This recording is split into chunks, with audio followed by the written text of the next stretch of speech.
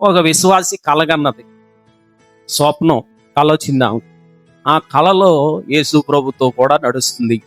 చాలా గొప్ప సంతోషం.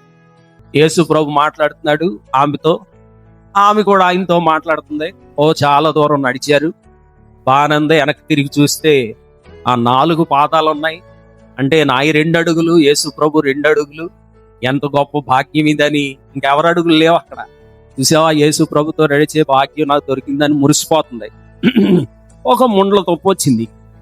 ముండ్ల కంచె, ముళ్ళ దారిది, కరకరాళ్ళు ముళ్ళు ఉన్నటువంటి ప్రదేశం.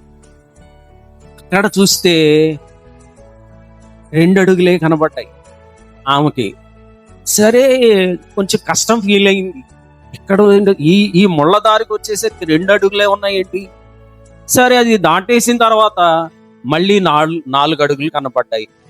మళ్ళీ ప్రభువాడిని మాట్లాడుతున్నాడు ఆమెతో. ప్రభువా, ఇది న్యాయమా నీకు అని అడిగింది. ఏమా అలా అడుగుతున్నావు? ఇదిగో అవతల 4 అడుగులు ఉన్నాయి, బాగానే ఉంది, నువ్వు నాతో ఉన్నావు. కరకరాళ్ళు ప్రదేశం, ముళ్ళున్న దారి వచ్చినప్పుడేమో 2 అడుగులే ఉన్నాయి, నువ్వు అక్కడ లేవు. ఇదిగో మళ్ళీ దాటేశాక వచ్చావా నా దగ్గరికి అని అడుగుతుంది. అప్పుడు ప్రభు అన్నారు, ఆ ముళ్ళ దారిలో, ఆ కరకు రాళ్లల్లో ఉన్న ఆ అడుగులు నావేనమ్మా.